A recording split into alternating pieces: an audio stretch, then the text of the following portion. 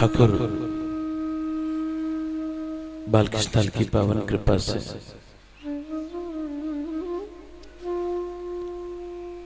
श्रीमद् भागवत कथा आज तीसरा दिन।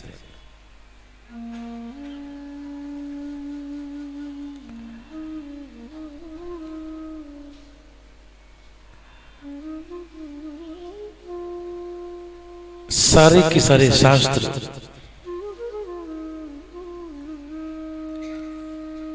सभी वाणियां सभी महापुरुष जीव से केवल इतना कहते हैं, भैया उपासना करो, उपासना करो, उपासना करो।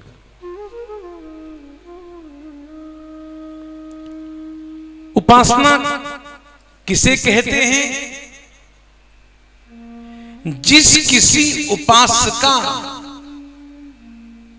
हम उपासना करते हैं, उस उपास्य का रस हमको मिलता है। बात समझ में आई? बोले महाराज नहीं आई। स्पष्ट कह दो, घर की बात है, नहीं आई। समझो, उपासना का सीधा सा अर्थ है सरकना। सरकना समझते हो ना? सीधा सा अर्थ है सरकना। हमने कहा भैया सरको, बोले महाराज कहां सरके, आगे जगह नहीं है। हमने कहा भाई सरको, बोले महाराज कहां सरके, जगह नहीं है। हमने कहा सरको, बोले कहां सरके, बोले माया के पास से गोविंद की ओर सरको, थोड़ा सरको, जहां हो वहां से थोड़ा सरको, थोड़ा आगे बढ़ो और गोविंद के चरणों तक पहुंच जाओ। और कुंती जी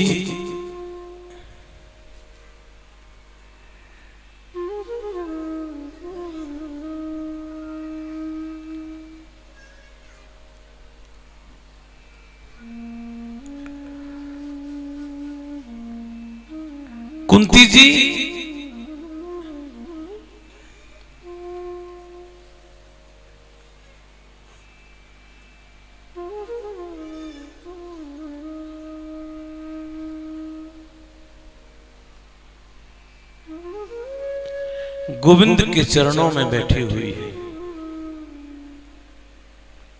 कल आप लोगों ने श्रवण किया, कुंती जी ने दुख मांगा, आपत्ति मांगी, विपत्ति मांगी, कष्ट मांगा। जानते हो क्यों? अक्सर देखा जाता है भैया, जब जीवन में दुख आता है ना, परमात्मा की याद आती है। सुख आने पर ठाकुर याद नहीं आते।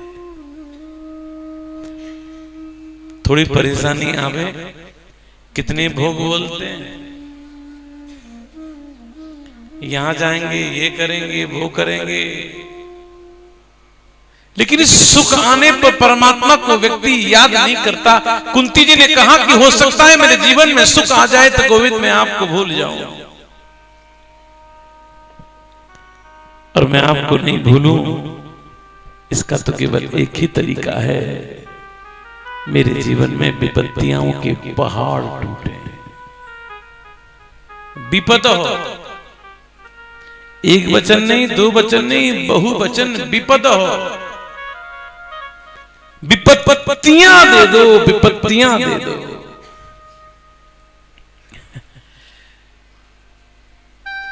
भगवान ने कहा बुआ जी ऐसा तो नहीं, आप कहना चाहती हो दे दो संपत्ति, और गलती से निकल गया विपत्ति। अब भी कुछ बिगड़ा नहीं है, अभी कुछ बिगड़ा नहीं है। कहीं ऐसा तो नहीं आपको विपत्ति में रहते रहते आपको विपत्ति अच्छी लगने लगी? कभी कभी ऐसा होता है। डॉक्टर कड़वी दवाई खाने को देता है, शुरू में तो कड़वी लगती है और कुछ दिन के बाद वो कड़वी भी अच्छी लगने लग जाती है। तो कुंती जी कहती हैं, गोविंद मुझको तो दुखी दे दो, आपत्ति दे दो।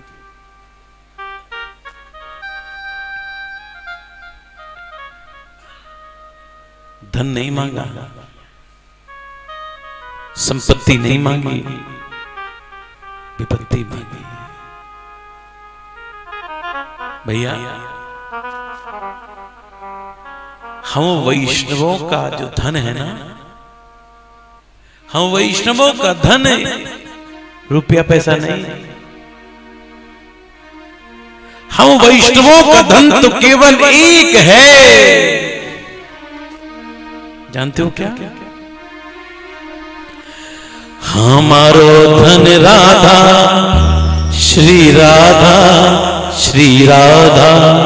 हमारो धन राधा, श्री राधा, श्री राधा। हमारो धन राधा राधा राधा राधा राधा।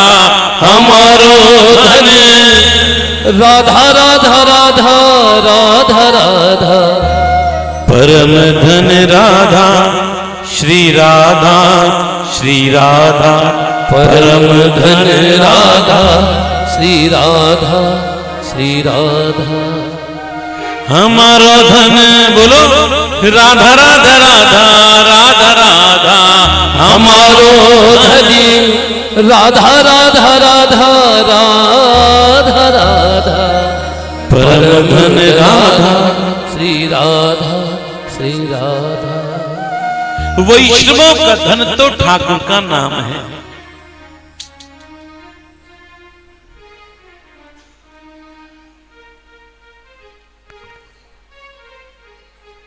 ध्यान ध्यान ध्यान।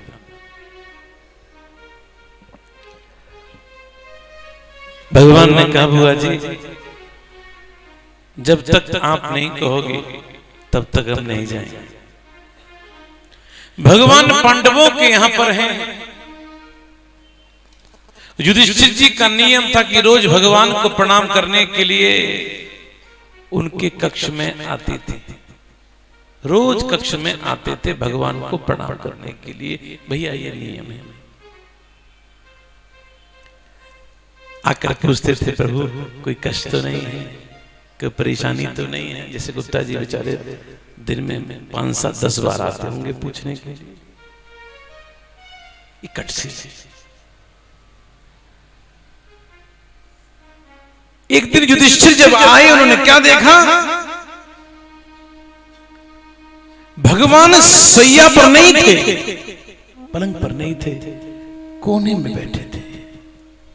और कोने में बैठकर मेरे गोविंद ने पीतांबर ढाक रखा था और पीतांबर ढाक कर जोर जोर से रो रहे थे। घबरा गए युधिष्ठिर। पीतांबर हटाया, केशव केशव क्या हुआ? केशव क्या हुआ, क्यों रो रहे हो? केशव हमसे कोई गलती हो गई ना, हमारी सेवा में कमी रह गई ना, आपसे किसी ने कुछ कह दिया? आपको कहीं जाना है ना, तो बोले क्यों रो रहे हो, क्यों रो रहे हो? रोते रोते रोते रोते भगवान ने एक बहुत अच्छी बात कही, दादा संसार में मेरे लिए रोने वालों की कमी नहीं है। हजारों लाखों भक्त हैं जो मेरे लिए आंसू बहाते हैं, लेकिन कुछ भक्त ऐसे भी होते हैं जिनके लिए मुझे भी आंसू बहाने पड़ते हैं। जरा सोचना मेरे भाई बहन, वो कितना बड़ा भक्त होगा जिसके लिए स्वयं मेरे ठाकुर आंसू बहा है।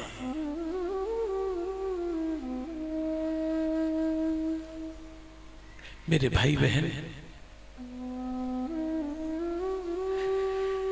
जीवन में चेष्टा करना तुम्हारे लिए सबकी आंखों में आंसू हो, लेकिन तुम्हारी वजह से किसी की आंखों में आंसू नहीं आए। दोनों में अंतर है। तुम्हारे लिए रोए सब, भैया बहुत अच्छे व्यक्ति थे, चले गए, लेकिन तुम्हारी वजह से किसी की आंखों में आंसू आना, बोले भैया इतना कष्ट से दे रहा है व्यक्ति, आदमी अच्छा नहीं है। किसकी याद में रो रहे हो? भगवान ने कहा दादा, पितामह भीष्म की याद में रो रहा। मेरा सबसे हाथ जोड़कर निवेदन है, अगर यहां बैठना हो, मोबाइल को साइलेंट मोड में डाल दो। बार बार कथा में घंटी बजती अच्छी बात नहीं है। मैं एक बार टोकूंगा, 2 बार टोकूंगा, तीसरी बार आपको प्रधान जी से कहकर बाहर भिजवा दूंगा। ठीक है ना प्रधान जी? इतनी तो हेल्प करेंगे हमारी। ठीक ठीक, ध्यान दो, क्योंकि एक समय में एक काम हो तो ज्यादा अच्छा है। साइलेंट मोड में डाल दो, बाद में कॉल बैक कर लेना। ध्यान ध्यान ध्यान।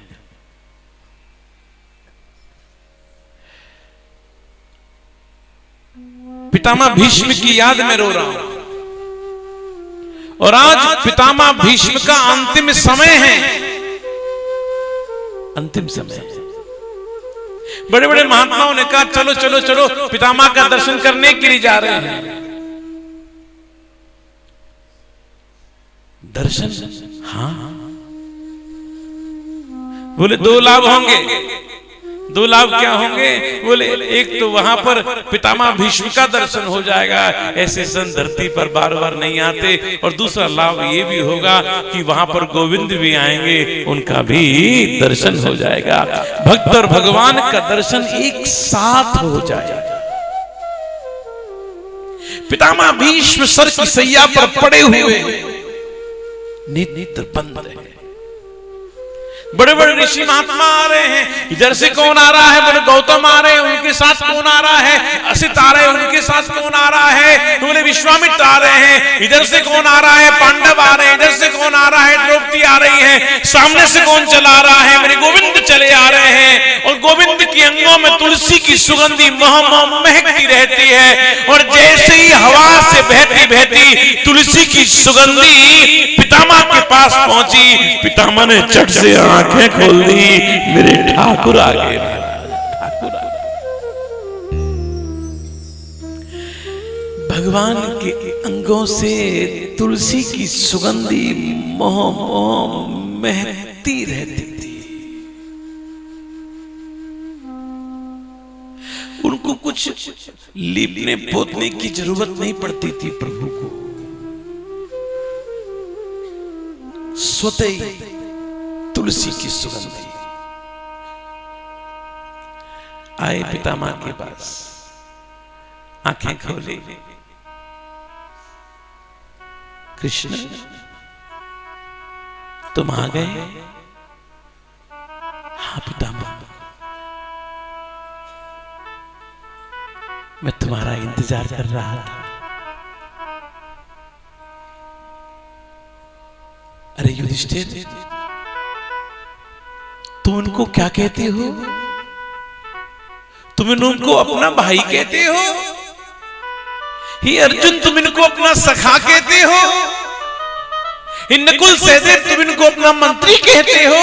हे भीम, तुम इनको अपना सुहृद कहते हो? अरे तुम पांचों सुन लो, न किसी के भाई हैं, न किसी के मंत्री हैं, न किसी के सखा हैं, ये हैं तो एकमात्र भक्त वत्सल हैं, और कोई नहीं है महाराज, केवल भक्त वत्सल है।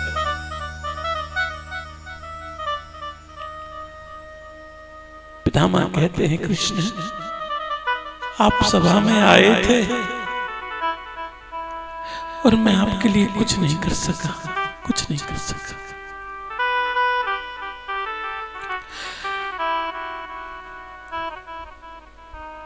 सभा में द्रौपदी का चीरण हो रहा था, मैं कुछ नहीं कर सका। आप सभा में आए थे दूत बनकर, मैं कुछ भी, मैं तो चुप ही रहा। जानते हो मैं क्यों नहीं बोला? क्योंकि मेरे रक्त में दुर्योधन का नमक मिला हुआ था, और उस नमक की खास बात थी कि मैं बोल नहीं पा रहा था। आज उस बात की मुझे कितनी बड़ी कीमत चुकानी पड़ रही है। मेरे शरीर से दूषित रक्त निकल गया है, अब मैं विरक्त हो गया। जब मैं विरक्त हुआ हूं तभी तो आप मुझको दर्शन देने के लिए आए। भैया हमारे ब्रज में कहते हैं, जैसा खाएगा अन्न वैसा होगा मन, जैसा पिएगा पानी वैसी होगी वाणी। अन्न का असर होता है, अन्न का असर होता है। कभी कभी आप किसी के यहाँ भोजन करके आओ, शादी विवाह में जाओ, अनायास घर में आकर पत्नी झगड़ा करते हो, अनायास किसी बिना किसी बात के झगड़ा, घर में माहौल खराब हो जाता है। लेकिन जब सवेरे नहा धो लेते हो, आप फ्रेश हो जाते हो, तो महाराज गुस्सा, अरे पता नहीं कल क्या हो गया था। किसी का दूषित अन्न तुम्हारे पेट में आ गया, तुम्हारी बुद्धि खराब हो गई। एक महर्षि कणाद का नाम आपने सुना होगा। महर्षि कणाद का नाम ही इसलिए पड़ा क्योंकि वो खेत में जाकर अन्न चुगते थे और जो होता था उसी से ही जीवन यापन करते थे। देखो इसको उंच की प्रवृत्ति बोलते हैं। ब्राह्मण लोग, ब्राह्मणों का केवल यही काम होता था। काम क्या होता था ब्राह्मणों का? कि जब किसान जब गेहूं काट लेते थे, उसके बाद जो गेहूं नीचे रह जाता था उसको चुनते थे। उसी से ब्राह्मण की जीविका चलती थी। और व्यापारी लोग जो गेहूं बेच देते थे और बेचने के बाद जो नीचे रह जाता था उसी को बीन कर, इसको शीलोंच की वृत्ति कहते थे ब्राह्मणों की। अब लोग कहते हैं पर अब पहले वाले ब्राह्मण अब कहां रहे। कहते नहीं कहते लोग, वो ब्राह्मण पहले हुआ करते थे। अरे जरा सोचो, अब किसान कितना चालाक हो गया है, एक एक दाना बीन लेता है। व्यापारी गेहूं बेचता है, झाड़ू लगा लेता है, झाड़ू लगा लेता है। अब बताओ ब्राह्मण कहां जाए? इसलिए ब्राह्मण को नौकरी करनी पड़ रही है। महर्षि कणाद का नाम इसलिए पड़ा कि वो कर्ण चुनकर भजन करते थे और वो शास्त्र, बड़े बड़े शास्त्रों को लिखा करते थे। वहां के राजा को पता चला। राजा ने कहा, महाराज आप अन्न बीन के लेते हैं, इतने बड़े महात्मा हैं, आप अपना काम आप करो, आपके लिए अन्न की व्यवस्था मैं कर देता। महर्षि कणाद ने कहा, राजन मुझे जितना चाहिए उतना मैं बीन के लिए आता हूं, मेरा काम चल जाता है। और वो पवित्र, वो अन्न को पवित्र माना गया है जो चुन के लाते हैं, और उससे ही मेरे दिमाग की वृत्तियां खुल जाती हैं और मैं शास्त्र लिखने बैठ जाता हूं। और मैं जिस दिन तेरा दूषित अन्न खा लूंगा तो मेरी बुद्धि भ्रष्ट हो जाएगी और मेरी लेखनी चल नहीं सकती। ये असर होता है अन्न का।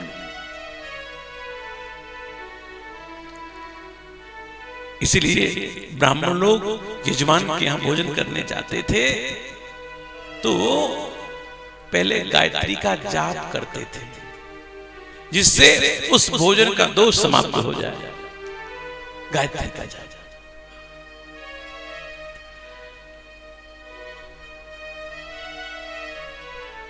पितामह कहते हैं, कृष्ण वैसे तो कोई संबल नहीं है मैं तुमसे कुछ कह सकूं, लेकिन एक संबल है कृष्ण। जिस अर्जुन को मैंने गोदी में खिलाया है, उन अर्जुन के तुम सखा हो, और जो संबंध मेरा अर्जुन से है वही नाता मेरा तुमसे हो गया, और अर्जुन के नाते मैं तुमसे कह रहा हूं कृष्ण प्रतीक्षा करो मेरी, और हां मुझको दर्शन दो।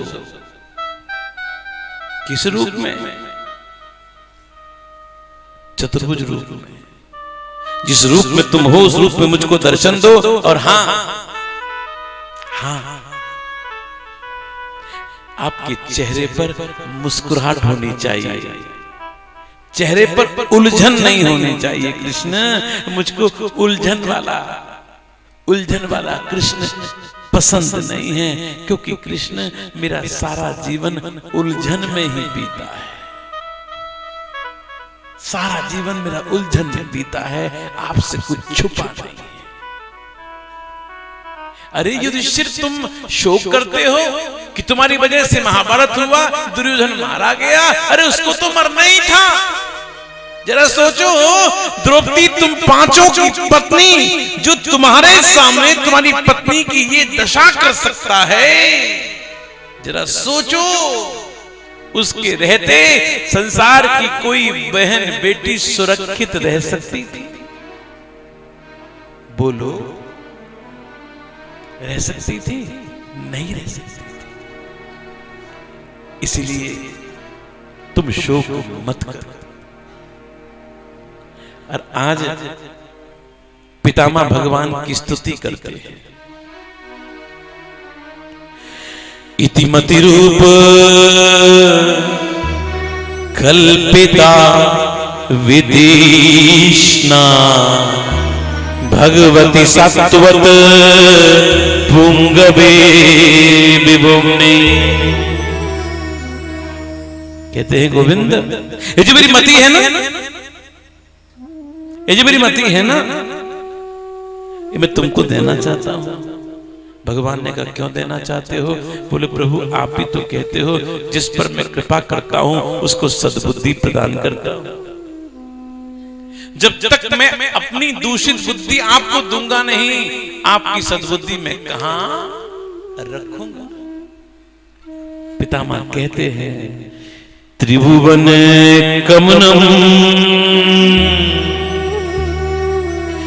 तमाल वर्णम। प्रभु त्रिभुवन में आपके समान कोई सुंदर नहीं है, सुंदर नहीं। मैं याद करता हूं उस क्षण को जब अर्जुन के आप सारथी बने हुए थे और मेरा अर्जुन का युद्ध हो रहा था, और युद्ध करने में श्रम हो रहा था। कभी रथ को इधर कभी रथ को उधर आप चला रहे थे। माथे पर श्रम बिंदु थे, माथे पर पसीने थे, और घोड़ों की टापों से उड़ी हुई जो धूल जो थी आपके पसीने युक्त माथे पर थी। ऊपर से सूर्य का प्रकाश पड़ रहा था। हाँ हाँ प्रभु क्या तेजस्वी लग रहे हैं। मानो भगवान ने कहा पितामह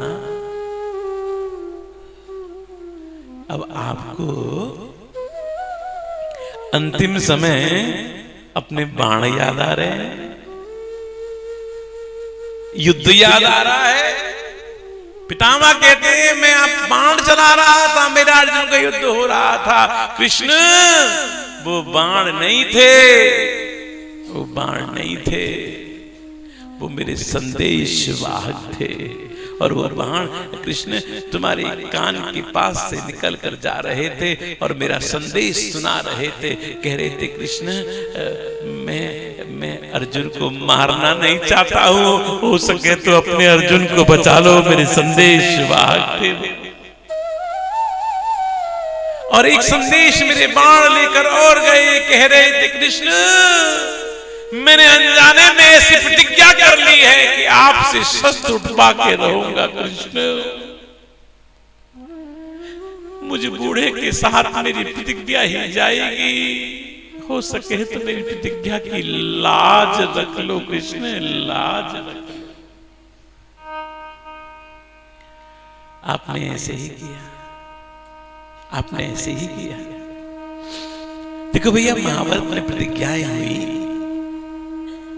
युद्ध जब प्रारंभ हुआ, कौरव सेना नष्ट होने लगी,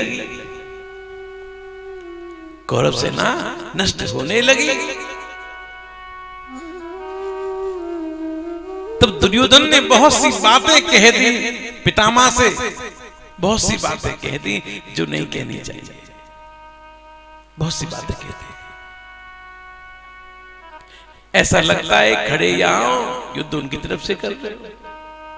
जब बहुत सी बातें कही तब पितामह ने प्रतिज्ञा कर ली, कल के युद्ध में कोई ना कोई पांडव मारा जाएगा। भगवान आए, द्रौपदी बचा ले, द्रौपदी बचा ले।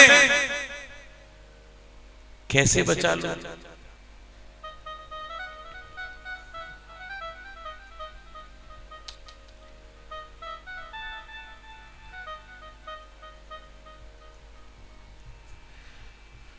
एक बार राधे राधे बोलो।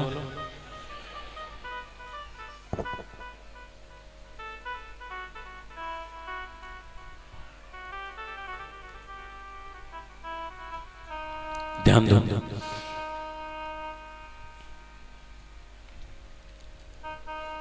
भगवान ने कहा द्रौपदी बचा ले, बचा सकते तो बचा ले, चल मेरे साथ। लंबी कथा है, संक्षिप्त में बता रहा। द्रौपदी को लेके चल दिए आधी रात को पितामह के शिविर की ओर। भगवान वेश बदल रखा था, पितामह के शिविर का नियम था आधी रात कोई भी ब्राह्मण और सौभाग्यवती स्त्री उनसे मिल सकता था। द्रौपदी ने पैर में जूती पहन रखी थी, द्रौपदी चल रही थी, जूती में से आवाज आ रही थी। अनुभव करना,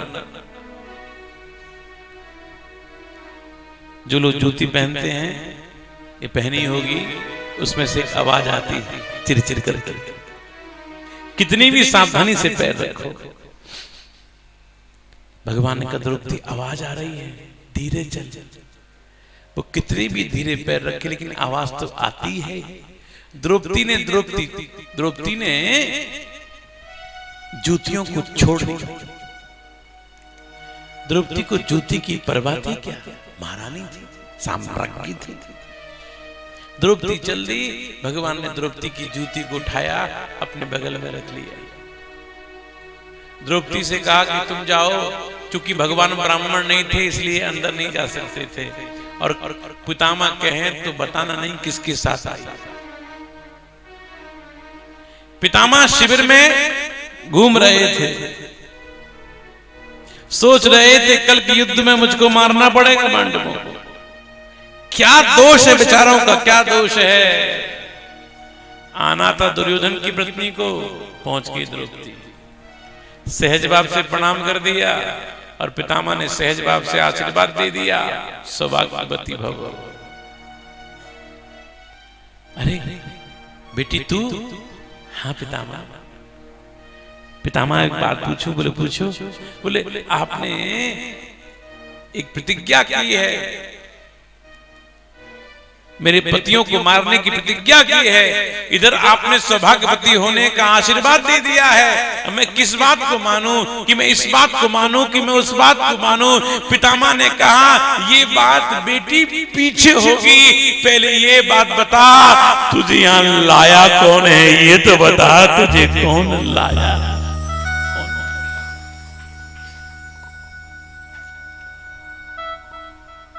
गला ना करो, गला ना करो, हाथ जोड़ कर निवेदन है।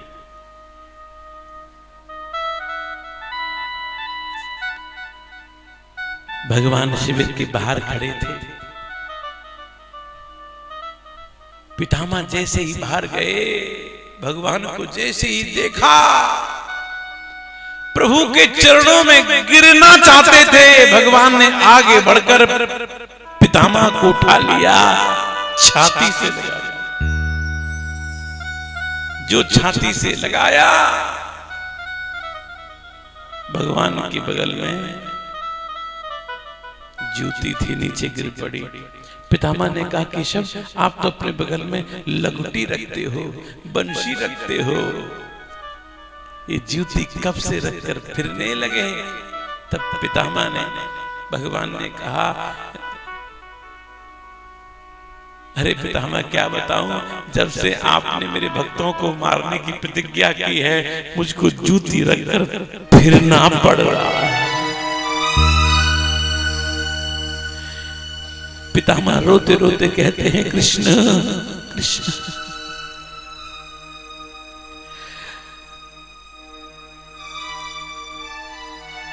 एक बात कहूं आपसे? हाँ बोलो। आपने मेरी प्रतिज्ञा तोड़वा दी, कोई बात नहीं, एक वरदान मांगू? हाँ बोलो बोलो।